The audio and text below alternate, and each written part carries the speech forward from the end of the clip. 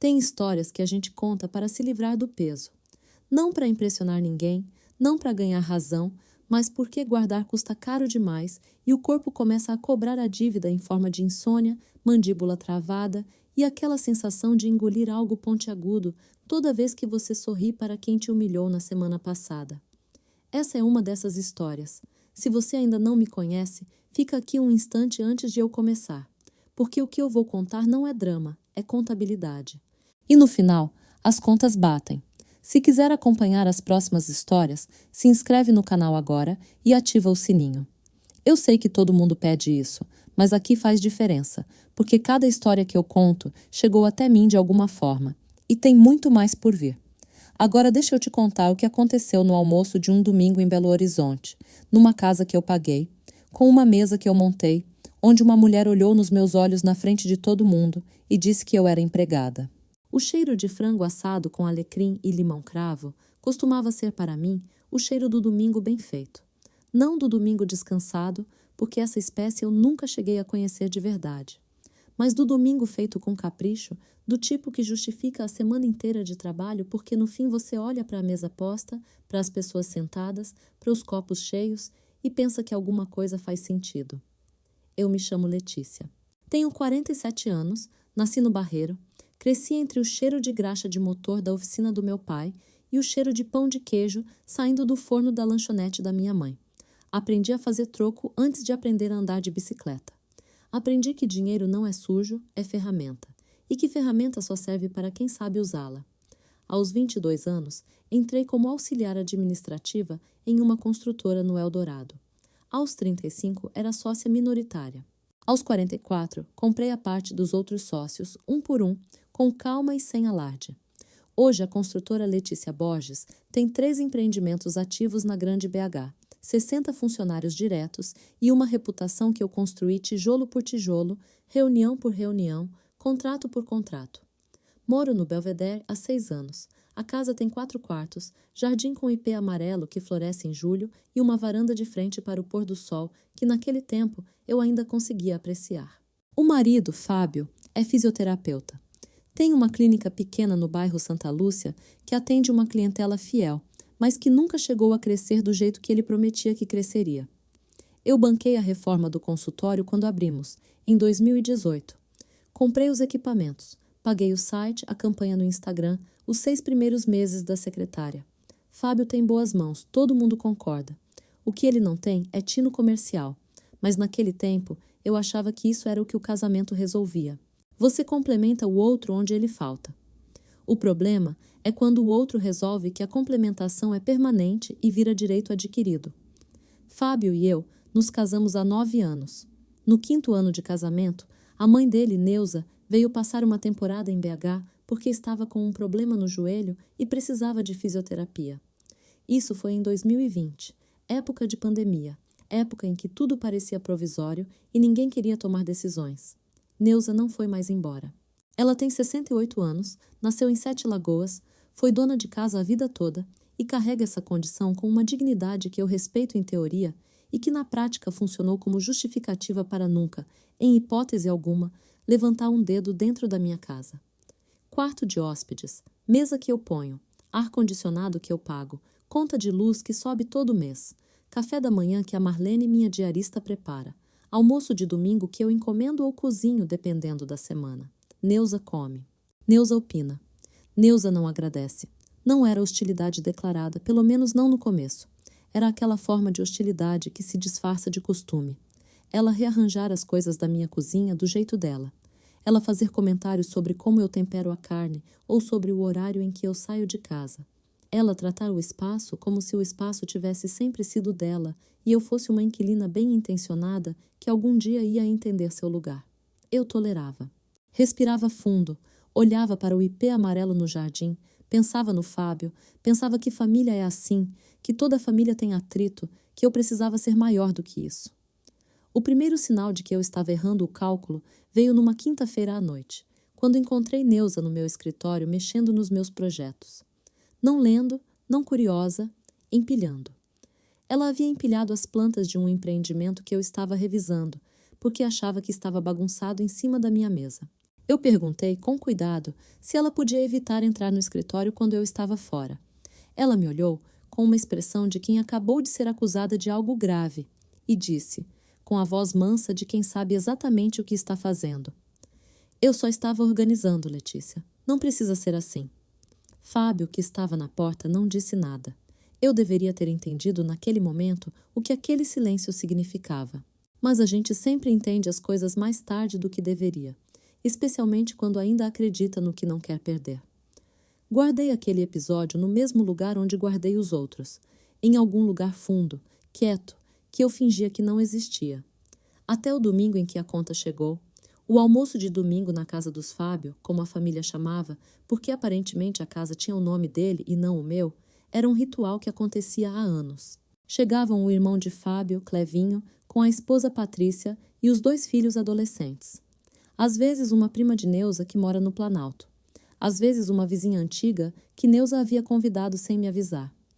A mesa era sempre para no mínimo 10 pessoas e eu providenciava tudo. A comida, a bebida, a sobremesa, as guardanapos dobrados, o café coado na hora depois. Ninguém perguntava o que precisavam trazer. Ninguém chegava com nada. Ninguém oferecia ajuda na cozinha ou na louça depois. Era natural, dado como certo, como o sol nascendo. Naquele domingo de maio, o céu sobre o Belvedere estava daquele azul de inverno mineiro que parece pintado à mão, limpo demais para ser real. O cheiro de terra avermelhada subia das jardineiras depois que o jardineiro havia regado de manhã cedo, misturando-se ao cheiro do frango que assava desde as 10 horas. Eu tinha acordado às 7 para organizar tudo antes que a família chegasse às 12. Arrumei a mesa, cortei as flores do jardim para o centro, conferi se o vinho estava na temperatura certa. Trabalhei 4 horas para que parecesse que não tinha trabalhado nada, porque esse é um dos trabalhos invisíveis que ninguém vê justamente porque é bem feito. Às 12h30 a mesa estava cheia. O frango com quiabo, o arroz com ora pro nobis, a farofa de banana, a salada de agrião. Clevinho já havia aberto o 2º copo de vinho. Os meninos corriam pela casa como se a casa fosse um campo de futebol. Foi quando eu saí da cozinha com a travessa de couve refogada e fui até o corredor pedir, com a voz mais tranquila que consegui, para que os meninos não entrassem no meu escritório. A porta estava aberta e eu havia visto, de passagem, que um deles havia encostado na mesa onde estavam as plantas do novo empreendimento do Burites. Eu não gritei, não xinguei, pedi. Neuza, que estava sentada na cabeceira, colocou o talher sobre o prato com um ruído seco. Olhou para a mesa, olhou para mim e disse, com a voz alta o suficiente para que todos ouvissem e com o sorriso de quem esperou anos por aquele momento: Letícia, você é empregada dessa casa. Empregada não manda em patrão. O som dos talheres parou. Eu senti o sangue subir pelo pescoço como uma onda quente. O cheiro do frango, que antes era conforto, virou sufoco. Olhei para Fábio.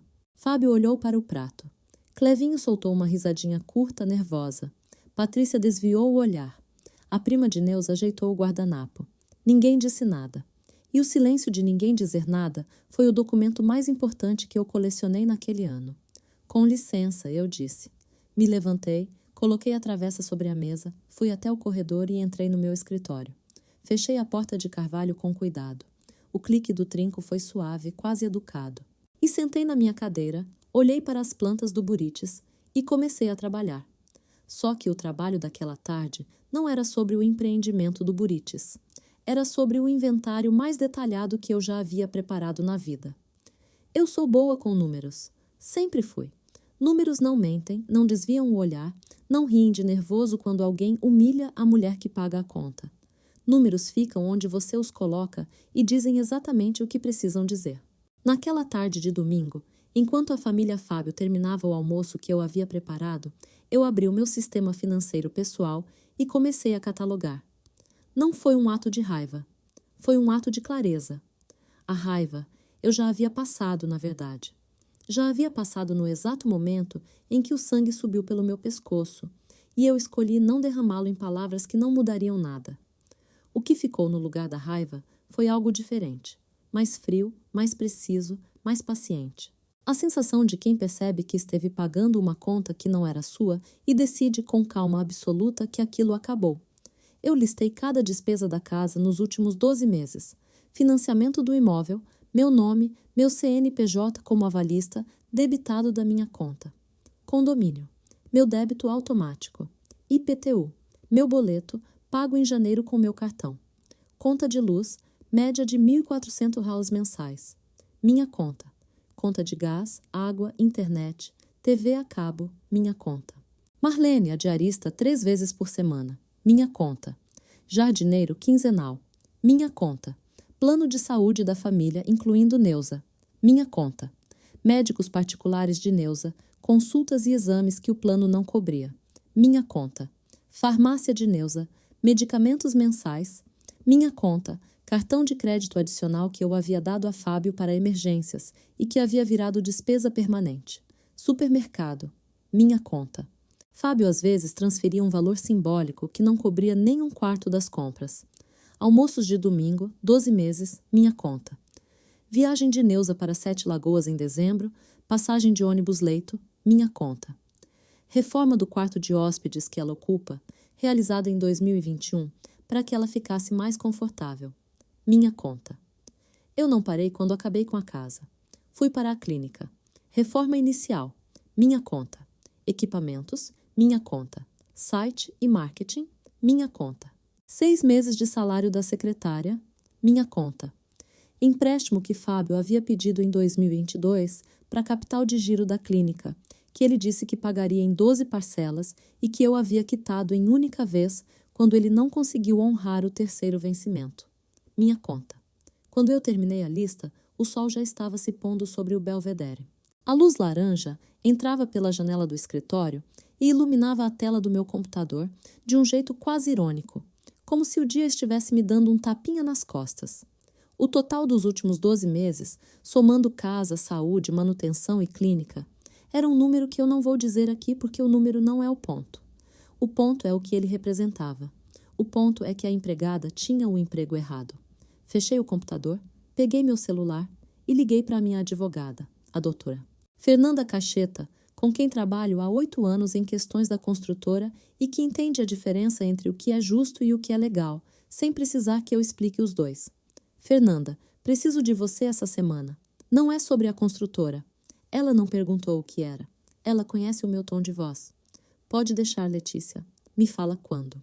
Desliguei o telefone, olhei para o ipê amarelo no jardim que estava perdendo as flores de tanto vento e percebi que a decisão já estava tomada havia muito mais tempo do que eu havia admitido para mim mesma. O domingo terminou. A família foi embora. Fábio bateu de leve na porta do escritório e perguntou se eu estava bem. Estou ótima, eu disse. Só trabalhando. Ele entrou, ficou de pé por um instante, hesitou e foi embora sem dizer mais nada. Naquela noite, enquanto ele dormia, eu fiquei sentada na varanda olhando para as luzes da cidade lá embaixo. Belo Horizonte à noite tem um brilho que parece organizado demais para uma cidade que você sabe que não é. Quadras e avenidas e viadutos se iluminando num padrão que de longe parece ordem. Eu gosto dessa ilusão. Ela me lembra que a aparência de uma coisa e o que ela é por dentro raramente coincidem, e que quem sabe ler o que está por dentro tem sempre uma vantagem. Na segunda-feira de manhã, eu já estava no escritório da construtora às 8 horas, com o café coado e a lista impressa em papel A4, fonte 12, espaçamento 1,5. Fernanda me atendeu às 10. Ela tem um escritório no Funcionários, 12º andar, vista para a Avenida Afonso Pena. Mulher de 50 anos, cabelo curto grisalho, óculos de armação vermelha que ela usa como se fossem parte do rosto. Ela leu a lista sem interromper, virando as páginas com os dedos precisos de quem já viu de tudo e nada mais a surpreende. Pacto antinupcial? Ela perguntou. Separação total de bens. Assinado antes do casamento. Registrado em cartório. Ela assentiu, devagar, com a satisfação discreta de quem acabou de receber a melhor notícia do dia. Então tudo que está nessa lista é exclusivamente seu. A casa, os bens da construtora, os aportes na clínica dele. Tudo. Tudo. Eu confirmei. O que eu quero saber é como eu recupero os aportes na clínica sem precisar de guerra jurídica prolongada. Fernanda abriu o notebook e começou a digitar. Você tem comprovantes de tudo que está nessa lista? Tenho extrato bancário, notas fiscais, transferências com histórico, e-mail com orçamentos aprovados, tudo catalogado por data. Ela pausou a digitação. Me olhou por cima dos óculos. Letícia, você é a cliente mais preparada que eu tenho. Não é mérito, eu disse. É hábito. Eu nunca assino nada que não posso provar. Passamos 2 horas montando a estratégia. Não era apenas sobre divórcio. Era sobre o que vinha antes do divórcio. Fernanda me explicou que a abordagem mais limpa e menos desgastante juridicamente era também, por coincidência, a mais cirúrgica emocionalmente. Você não precisa brigar pelo que é seu. Você só precisa parar de financiar o que não é. Simples assim. Simples e brutal. Na terça-feira, eu liguei para a operadora do plano de saúde e removi Neuza como dependente. Pedi que a alteração fosse efetivada no ciclo seguinte. Liguei também para a administradora do condomínio e removi o acesso ao aplicativo de controle de portaria que Fábio havia me pedido que eu liberasse para a mãe, para que ela pudesse deixar entrar visitas sem precisar chamar ninguém. Na quarta, bloqueei o cartão adicional que estava no nome de Fábio. Não cancelei, só bloqueei. Queria que ele tentasse usar e recebesse a negativa. Queria que o primeiro sinal chegasse sem explicação, como um termômetro antes da conversa. Na quinta, liguei para a clínica. Não para o Fábio, para a secretária, Daniele, uma moça de 26 anos que nada tinha a ver com aquilo e que tratei com toda a cordialidade que ela merecia. Precisava confirmar que o próximo pagamento do aluguel da sala da clínica, que saía de um débito automático vinculado à minha conta pessoal, havia sido cancelado conforme eu havia solicitado ao banco na segunda-feira. Havia. Ele seria o último. Enquanto eu desmontava cada peça daquela estrutura, Fábio não sabia de nada. Ele chegava em casa no horário de sempre, jantava, perguntava sobre os empreendimentos com um interesse que eu agora reconhecia como superficial, dormia. Neuza assistia televisão no quarto dela. A casa funcionava como sempre havia funcionado, pelo menos na aparência. Por dentro, eu estava retirando os pilares um a um. Na sexta à tarde, Fernanda me enviou por e-mail o esboço do documento que eu havia pedido. Não era uma petição de divórcio ainda. Era algo mais simples e mais devastador.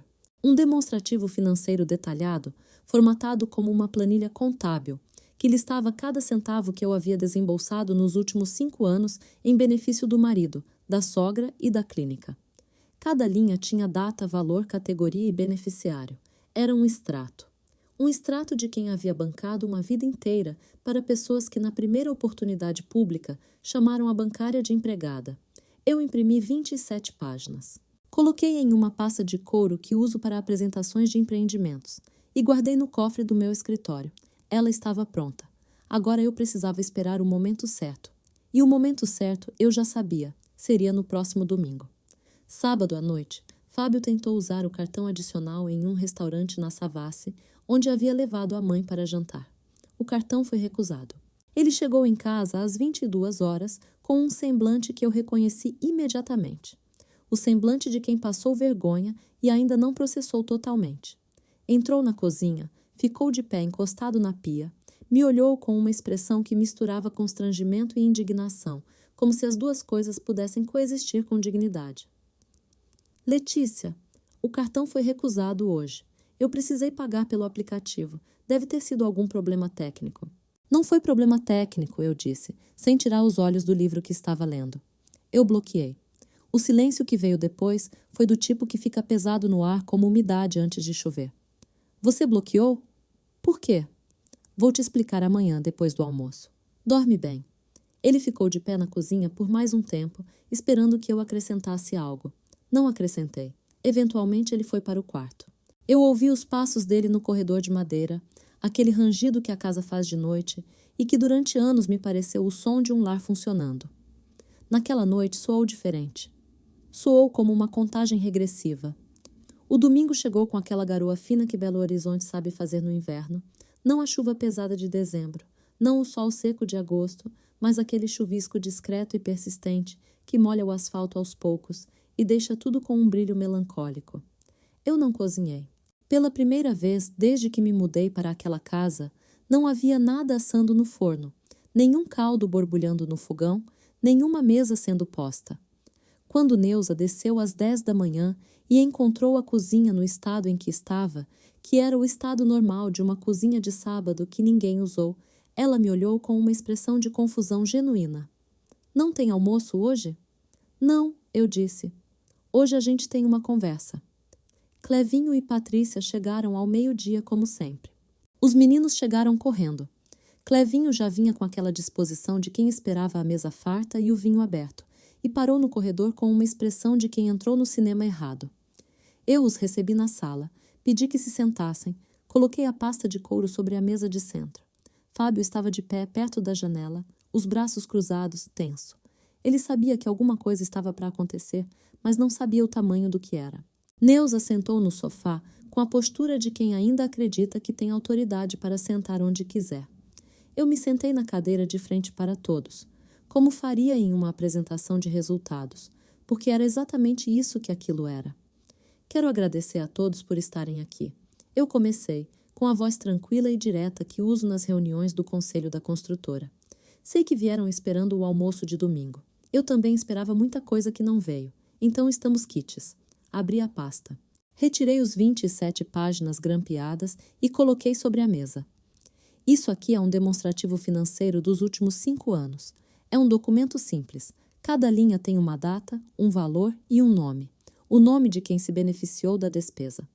Eu deslizei o documento em direção ao centro da mesa. Clevinho olhou para Fábio. Fábio olhou para o chão. Neuza não olhou para o documento. Ela me olhou para mim com aquela expressão de quem está reunindo forças para dizer algo que vai resolver tudo. Letícia, se isso é sobre o comentário do domingo passado, eu acho que você está sendo muito... Dona Neuza, eu a interrompi com muita gentileza e muita firmeza. A senhora vai querer ver a página 18. Está sublinhado em amarelo. É o total dos gastos com a saúde da senhora nos últimos 5 anos, incluindo plano, consultas e farmácia. Está bem detalhado. O silêncio que se seguiu foi o mais caro que eu já comprei. Fábio finalmente falou, a voz saindo baixa e áspera. Letícia, o que é isso? Isso é um processo? Não é um processo, eu disse. É uma prestação de contas. Vocês me chamaram de empregada. Empregados têm salário, têm carteira assinada, têm horas extras. Eu não tenho nenhum dos 3. O que eu tenho é esse histórico aqui que mostra que nos últimos 5 anos eu financiei essa família inteira com o meu dinheiro. O dinheiro que eu ganhei acordando às 6 da manhã e negociando contrato por contrato. Levantei. A partir de hoje, eu paro de financiar o que não é meu. A casa continua sendo minha. O pacto antinupcial é claro. Dona Neuza tem 30 dias para organizar sua mudança. Fábio, o aluguel da sala da clínica no mês que vem não vai mais sair da minha conta. O plano de saúde da sua mãe foi removido no ciclo desta semana. Não gritei uma única vez. Patrícia pegou os filhos pelo braço e foi para a cozinha sem ser pedida. Clevinho ficou olhando para a pasta sem tocar nela. Neuza estava branca como caiação de parede. Fábio veio até mim com uma urgência que eu não havia visto nele há anos. Letícia, a gente pode conversar? A gente pode resolver isso em particular sem... Você teve uma semana inteira para vir conversar comigo em particular, eu disse. Você entrou no nosso quarto na segunda-feira à noite, ficou de pé olhando para mim e foi embora sem dizer uma palavra. Você escolheu o silêncio. Eu respeitei. Fiz uma pausa. O que eu não vou mais respeitar é ser chamada de empregada dentro da casa que eu comprei. Peguei minha bolsa, meu casaco de lã e as chaves do carro. Tem pão de queijo congelado no freezer. É de 7 Lagoas, a senhora vai gostar, dona Neuza. Saí pela porta da frente. O chuvisco da manhã havia parado, e a luz de inverno sobre o belvedere era daquele amarelo pálido que parece uma fotografia antiga. Entrei no carro, coloquei o cinto e fiquei sentada por um instante ouvindo o silêncio. Não senti triunfo. Senti aquela leveza específica de quem acabou de pousar um peso que carregava há tanto tempo que havia esquecido que não era parte do corpo. Liguei o motor e desci a serra. Nos dias seguintes, a casa foi ficando diferente. Não de uma vez, mas do jeito que as coisas ficam diferentes quando a estrutura muda e a superfície ainda não pegou. Fábio tentou conversar 3 vezes. Na primeira, ele veio com a estratégia do arrependimento. A voz baixa, os olhos pesados, o discurso de que ele sabia que havia falhado, que a mãe tinha exagerado, que tudo aquilo era passável se a gente se sentasse para resolver. Eu ouvi com atenção. Agradeci. Disse que a minha advogada estava disponível para uma reunião assim que ele indicasse o advogado dele. Na segunda tentativa, ele foi para a estratégia da negociação. E se Neuza voltasse para Sete Lagoas, e se ele assumisse o aluguel da clínica, e se a gente tirasse férias juntos para recuperar o fôlego? Ouvi de novo. Disse que o prazo de 30 dias para Neuza começava a contar a partir do domingo. Na terceira tentativa, tarde de quarta-feira, ele veio sem estratégia. Ficou de pé na porta do escritório, olhando para mim com uma expressão que eu nunca soube classificar direito. Parte culpa, parte espanto, parte incompreensão genuína de quem nunca parou para fazer as contas que eu havia feito e agora as via em 27 páginas impressas e grampeadas. Letícia, você realmente vai embora? Eu não estou indo a lugar nenhum, eu disse. A casa é minha. Quem vai embora é quem decidir ir. Ele ficou de pé por mais 1 minuto. Depois foi embora. Neuza ficou quieta durante a primeira semana, com uma quietude que era diferente de todas as quietudes anteriores. Não era a quietude de quem está digna, era a quietude de quem está processando que o terreno mudou e que os mapas que ela usava para se movimentar já não funcionam. Na segunda semana, ela ligou para a prima do Planalto. Na terceira semana, as malas começaram a aparecer no corredor. Fábio me apresentou o advogado dele na reunião marcada por Fernanda. Um homem jovem, recém-formado, que tentou argumentar que os aportes na clínica configuravam contribuição conjugal passível de compensação. Fernanda colocou o extrato sobre a mesa e perguntou onde estava a assinatura de Fábio em algum instrumento de dívida, de sociedade ou de promessa de devolução. Não havia nenhuma assinatura. Havia apenas generosidade que havia sido tratada como obrigação. A reunião durou 40 minutos. O acordo foi assinado em 30 dias. Fábio ficou com os equipamentos da clínica que eu havia comprado, porque eu não queria clínica de fisioterapia. Eu queria que aquilo ficasse registrado como o que era, uma doação que eu havia feito de livre vontade para alguém em quem eu confiava e que havia usado essa confiança como combustível para me chamar de empregada na frente de toda a família. O apartamento ficou comigo. O IP amarelo ficou comigo. O domingo ficou comigo. Tem uma coisa sobre Belo Horizonte que as pessoas de fora não entendem logo. A cidade parece plana quando você olha do avião essas quadras todas organizadas do centro velho. Mas quando você começa a andar, percebe que ela é toda em morros. Tem subida em todo lugar.